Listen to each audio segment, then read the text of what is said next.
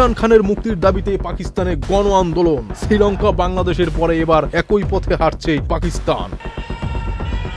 দেশের সংবিধান পুনরুদ্ধার ও ছাত্র সংগঠনগুলোকে জীবিত করার লক্ষ্যে প্রধান বিরোধী দল পাকিস্তান তেহরিকে ইনসাফ পার্টির ছাত্র শাখা এই আন্দোলনের ডাক দিয়েছে। পাকিস্তানের সাবেক প্রধানমন্ত্রী ইমরান খানকে আগামী 30 আগস্টের মধ্যে মুক্তি দিতে সরকারকে আলটিমেটাম দিয়েছে পাকিস্তান স্টুডেন্ট ফেডারেশন। স্থানীয় গণমাধ্যম ডন বলছে, স্পষ্টতই শেখ হাসিনার পতনের ঘটনা বাংলাদেশি ছাত্রদের আন্দোলন প্রভাবিত হয়ে পাকিস্তান তেহরিকে ইনসাফের ছাত্র শাখা ইনসাফ স্টুডেন্ট ফেডারেশন এই বিক্ষোভের ডাক দিয়েছে।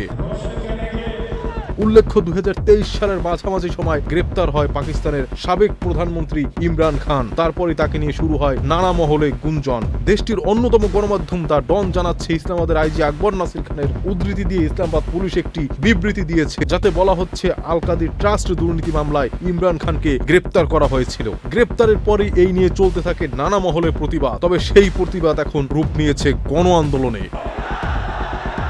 এখন প্রশ্ন হচ্ছে, এই আন্দোলনের লক্ষ্য কি?